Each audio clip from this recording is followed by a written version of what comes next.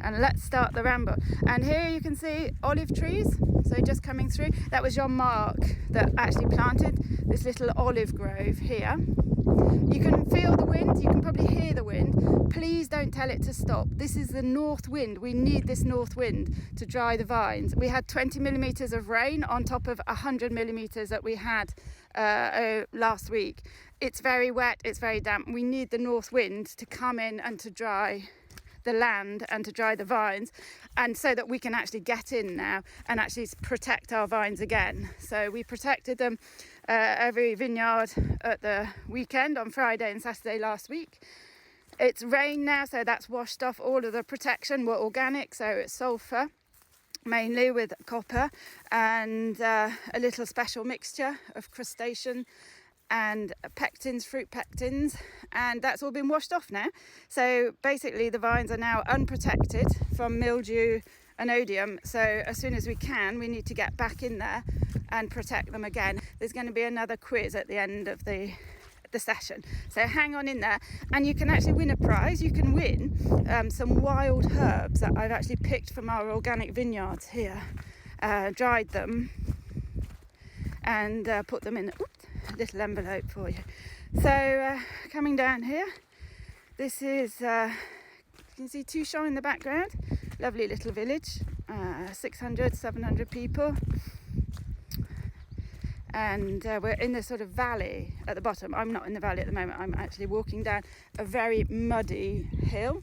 Here you want to talk about soils, do you? Oh, it is really wet. Yeah, Hamish, it's probably as wet as Newcastle today, probably wetter. We had loads of rain last night, and we're just praying now for that. Well, firstly, that we didn't have any hail damage. There were bits of hail in the rain last night. I know other areas around here have been damaged. This vineyard I'm in at the moment, and this is the one we're going to go into, didn't have any hail damage, thankfully. Our vineyards are scattered over about 20 kilometres, so we will be going out, but as Jean-Marc said, there's no rush, because if there have been hail damage, there's not a lot we can do about it. Right, I'm coming down here, my feet are so muddy. Right, now my boots are now so muddy. Here we go. Look, it gives you a good idea of the terroir. It's clay and it sticks to your boots. So we're just going to come down into this little vineyard here. And I did have some questions yesterday. I think I was either very nervous because it was my first one, or they were a bit delayed coming through. I did have some questions coming in yesterday, and I had a look through last night. So I can answer one of them. Matty, you said, can you build a house in the vineyard? It's tempting, isn't it? Can you imagine like building a house here and having this amazing view every morning? Even in the rain, it's beautiful. But the answer is no. It's very, very difficult. If you build a house, it has to have an agricultural use in your vineyard. It's very difficult to get planning permission. And it's impossible if it's not for agricultural use. So to answer that question, you can, but you would have to use it as either a garage for your machines or a winery to make your wine. So that could be an idea for you. And here we are, right, ramble. And here we are. This is, anybody know what grape variety this is? I haven't spoken to you about this one before. I can give you its particularities on the leaves anyway. A much paler green. Can you see? It's sort of a pastel green almost. And if you look at the back of the leaves, it's got like little hairs or downy backs of the leaves. So are there any grape variety spotters amongst you this morning? There, and you can't actually tell much from the trunk. All trunks look the same, I think. So the clue is in the leaves. Any ideas? I know, I'll give you a clue. Hairy Grenache. Nope.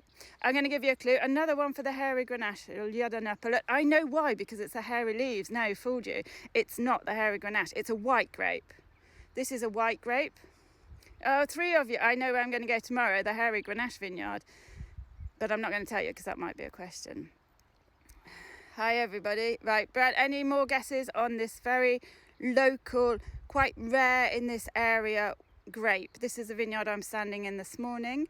I'll give you a clue. It's what a lot of cava in Spain is made from this grape variety. It's like the base. MACABEU! Fantastic, Nikki. Somebody's got it. Nikki in London. Wow, that's brilliant. You've actually got it in one. Carignan, no, we're on a white grape, Adam. I know you've been listening to my Zoom tastings, but obviously it didn't go in very well. Carignan's a red grape. This is MACABEU. Yeah, MACABEU. So, right. It's quite difficult to get into the vineyards this morning. Just have a look at my boots. It's very muddy. We had lots of rain last night. It's a difficult growing season this year.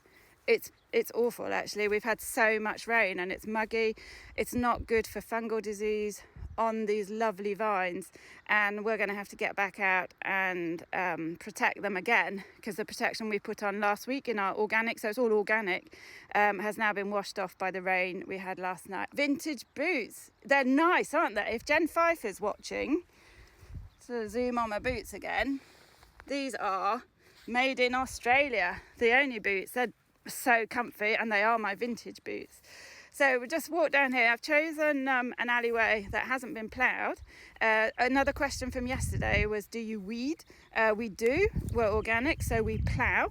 But the thing is, at the moment, we can't plough. So I'm panicking about ploughing, about protecting these vines. And I was like, I hardly slept last night, actually.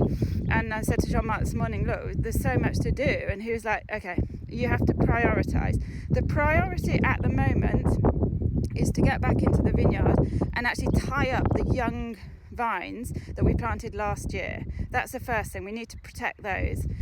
The second thing is then to protect the vines with our organic sulphur and copper to prevent any fungal disease when we can get in with the tractor, or it's going to be on the backpacks again. And then the third thing is the grass, because even though the grass is here, I think it looks lovely. It reminds me of England.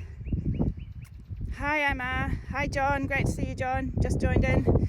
So even though the grass looks like green and there's lots of it, because there's so much water, it's not actually affecting the supply of water to the vines, because we're in a really, really hot part of France. This is the hottest part of France, usually, not today. And so these vines, they cannot have any competition for water. The vines, all the water here needs to go into those vines. But because it's been so wet recently, any grass cover is not having a negative effect on these vines. And it's actually having a positive effect for me this morning on my vineyard ramble, because I can walk on this one that hasn't been ploughed and not get muddy boots. So we're in the MACABEU. This vineyard is 60 years old. It was one that Jean-Marc belonged to Jean-Marc, and Jean-Marc sold it to me. And we've been making a single variety MACABEU ever since we bought it, or I bought it from Jean-Marc. Now, MACABEU, I don't know how much you know about MACABEU. There's hardly any MACABEU in this area at all. So when I say this area, I mean Tuchan and Pasiol, like really local area. So in this area, there's hardly any MACABEU. It was planted probably about 50, 60, well, this vineyard's 60 years old, so 60 years ago, 70 years ago, and it was planted to make a sweet wine. So it was planted to make a vin du naturel. So the vin du naturel that it was planted to make was a reef stout, and the MACABEU, because it has lovely massive yields and it's quite easy to grow, went into that. Then after that, the VDN market, the vin du naturel, the reef stout market sort of dipped a bit, less demand. The cooperative in the village paid less for MACABEU, and so everybody ripped it up. So there are very few parcels of MACABEU in my village. I asked Jean-Marc, did he know of any others? And he could hardly think of any other parcel of MACABEU. So MACABEU, rare in our village, and when we bought this little vineyard, we were very much advised not to make a single variety MACABEU. That was the advice we got from our winemaker, our wine advisor. It was don't bother MACABEU, But Jean-Marc and myself, the grapes just looked beautiful. They just look absolutely wonderful. So we decided just to try it out, and we made just a very small amount from this vineyard of MACABEU. What we did, we cut the yields right back. So our yields were really, really low. It is a high yielder, but we prune so that we have less shoots and then less bunches. Let's have a look. That's a little MACABEU bunch of grapes here. already there, and that didn't get damaged last night in the rain. We made this MACABEU, we made a very small amount of it, and I tell you what, we absolutely love it. So we loved it so much we just kept it separate and we bottled it separately. It's quite a heavy, well structured style of MACABEU. We pick it late so it has lovely ripeness to the blend. And then remember those herbs that we just saw a little bit earlier on this morning, the rosemary, the thyme, they somehow find their way. Babies, yeah, Oxford wine, my babies are here, yeah, they're lovely, they're so sweet, and they're growing very quickly with all this rain. So a 60-year-old MACABEU vineyard on my vineyard ramble this morning. Why did they advise not? Oh, okay, right, got your question. Why were we told not to make 100% MACABEU? I think, like in the area, perhaps 100% dry MACABEU can give sort of quite flat style of wine, a big sort of rich wine, but with not much acidity. So it tends to be quite flat, and it definitely wasn't fashionable at the time that we wanted to make ours. It was just big and fat, basically, the big fat MACABEU, and that's why we by cutting the yields to the lowest we could. I'm going to talk about the wind in a minute. By cutting the yields really low, we managed to get a lovely freshness in the wine as well as the herbs.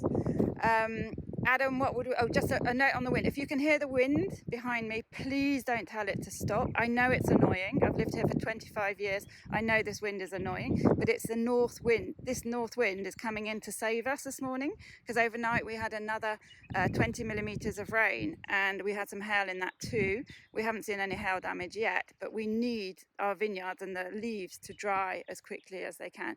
What would I drink our MACABEU with? I think I would go aperitif, although it's quite heavy. It is quite a rich, heavy style of wine. I would go scallops, definitely pan-fried scallops with a little zest of citron vert, so that's lime in there. Definitely seafood, or you could go chicken. You know, a nice chicken with a creamy, like chicken, what was it called that we used to have at school? Chicken in that sauce. So chicken with a white cream sauce, it'll go really well, pair really well. What's the temperature now? I don't know, it's quite cold, Julia, it's horrible. It's not horrible, because it's so, as you can see, it's still delightfully beautiful. It's probably about 12, 13 degrees.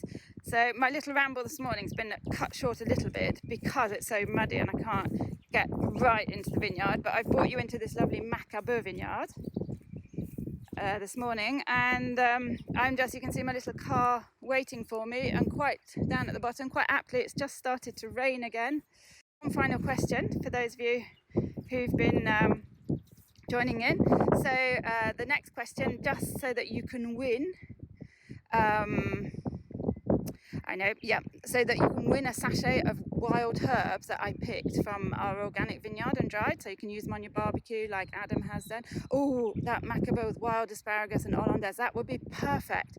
I think I'm going to go home and drink. Oh, I can't go home and drink yet, can I? Okay, are you ready on your buzzers? The first person, we've been talking about the wind a lot, the first person to put 4 wind symbols, emojis on the screen, gets some wild herbs, dried wild herbs to put on their barbecue from my organic vineyard here.